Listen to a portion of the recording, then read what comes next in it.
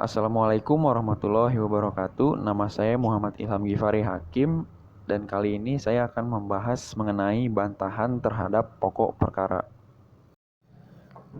Bantahan adalah upaya tangkisan atau pembelaan yang diajukan tergugat terhadap pokok perkara. Pengertian ini dapat pula diartikan sebagai jawaban tergugat mengenai pokok perkara atau bantahan yang langsung ditujukan tergugat terhadap pokok perkara. Intisari atau esensi bantahan terhadap pokok perkara berisi alasan dan penegasan yang sengaja dibuat dan dikemukakan tergugat, baik secara lisan maupun secara tulisan dengan maksud menyanggah atau menyangkal kebenaran dalil gugatan yang dituangkan tergugat dalam jawabannya.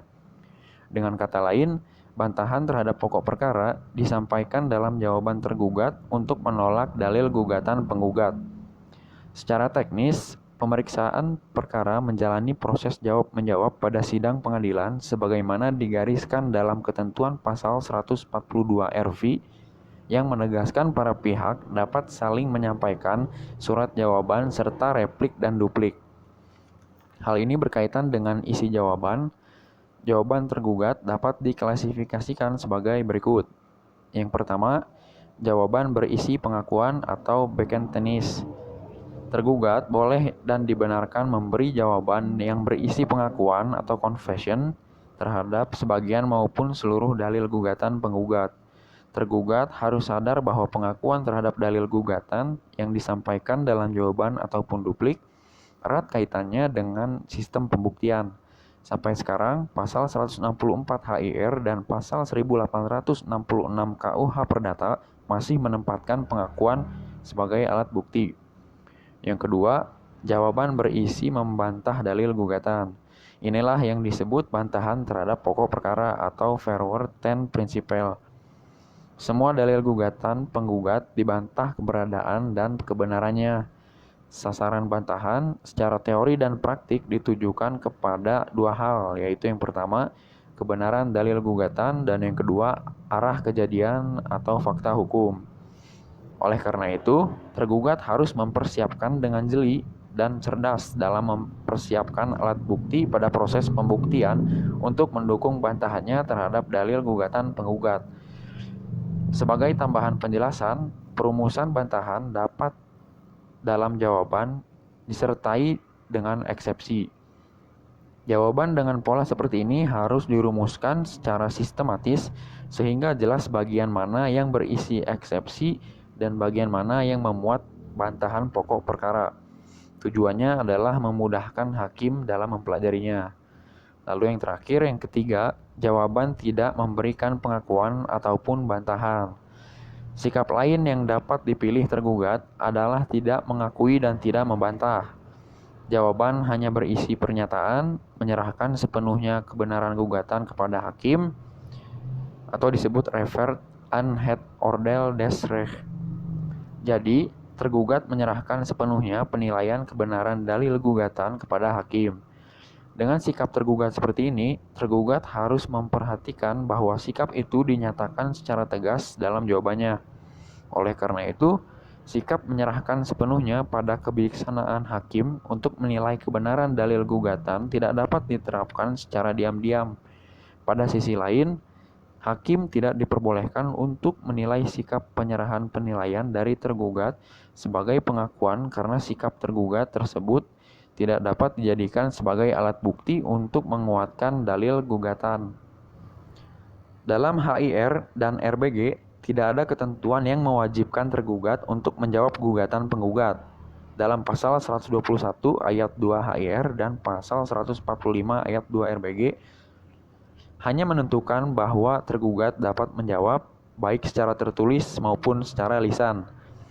Apabila tergugat telah menjawab, penggugat tidak akan diperkenankan mencabut gugatannya kecuali atas persetujuan tergugat. Jawaban tergugat dapat berupa berikut. Yang pertama, pengakuan, yaitu membenarkan isi gugatan penggugat baik sebagian maupun seluruhnya. Pengakuan merupakan bukti bagi pihak penggugat yang tidak perlu dibuktikan.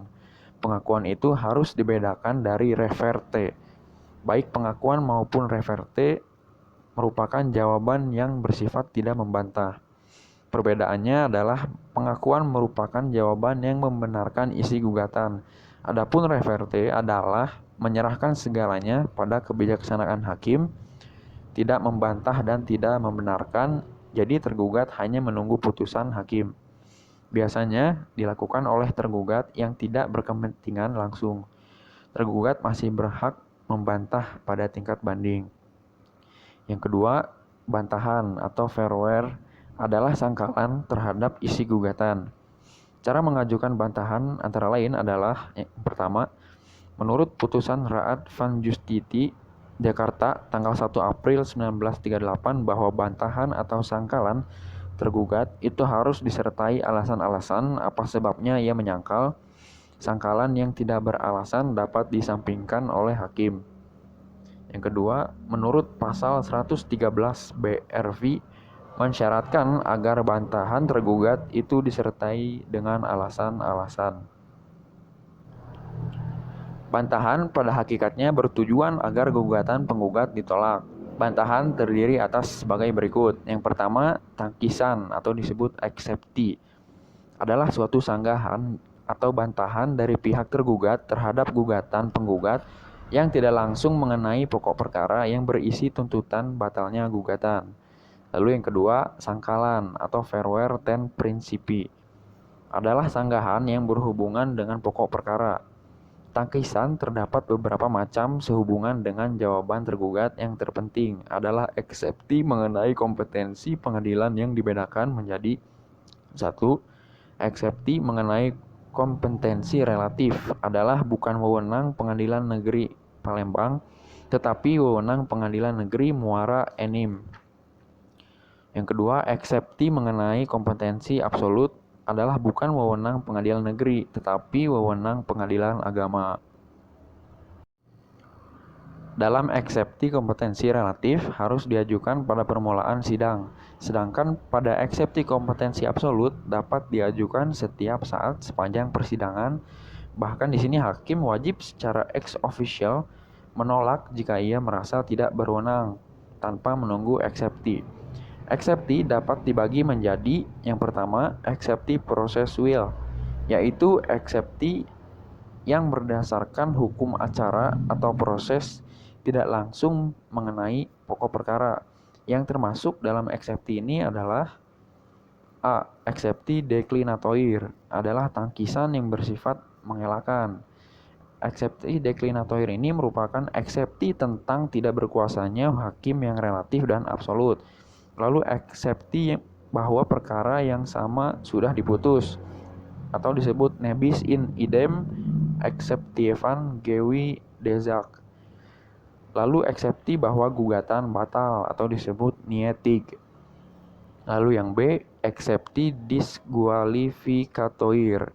Eksepsi yang menyatakan bahwa penggugat tidak mempunyai kedudukan kualifikasi untuk mengajukan gugatan. Nah, eksepsi disqualificatoir ini merupakan tidak ada surat kuasa khusus atau karena tidak mempunyai kepentingan yang layak. Lalu C, eksepsi plurium litis consortium. Eksepsi yang menyatakan masih ada pihak atau tergugat lain yang harus diikutsertakan dalam sengketa. Nah, yang kedua, eksepsi material atau material eksepsi, yaitu eksepsi yang berdasarkan hukum material. Yang termasuk dalam eksepsi material adalah A. Eksepsi dilatoir. Eksepsi yang bersifat menunda, merupakan tuntutan penggugat belum dapat dikabulkan berhubungan penggugat memberi penundaan pembayaran. Lalu dalam kontrak musiman di mana musim belum waktunya. Yang B, eksepsi premptoire atau eksepsi yang menghalangi dikabulkannya gugatan. Nah, eksepsi premptoire ini karena gugatan telah lampau waktu daluarsa 30 tahun atau utang telah hapus.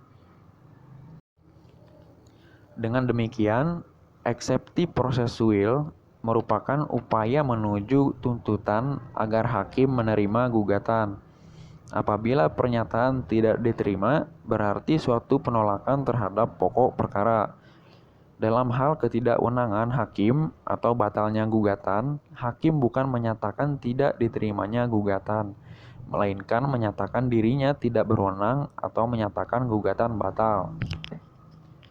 Adapun putusan hakim dalam hal eksepsi prosesuil berupa yang pertama, pernyataan gugatan tidak dapat diterima. Yang kedua, pernyataan dirinya tidak berwenang. Lalu yang ketiga, pernyataan gugatan batal. Adapun perbedaan antara gugatan tidak diterima dan gugatan yang ditolak antara lain sebagai berikut. Jika gugatan tidak diterima, berarti A. Penggugat masih dapat mengajukan atau mengulangi tuntutan tersebut pada kemudian hari. B. Gugatan itu tidak berdasarkan hukum, yaitu sebagai dasar tuntutan, tidak membenarkan tuntutan. Jika gugatan ditolak, berarti A. Gugatan tidak dapat mengajukan atau mengulangi lagi tuntutan tersebut pada kemudian hari. Lalu B. Gugatan itu tidak beralasan, yaitu tidak diajukan peristiwa yang membenarkan tuntutan. Oke, mungkin cukup sekian pembahasan yang dapat disampaikan oleh saya. Terima kasih atas perhatiannya. Mohon maaf apabila terdapat kesalahan. Wassalamualaikum warahmatullahi wabarakatuh.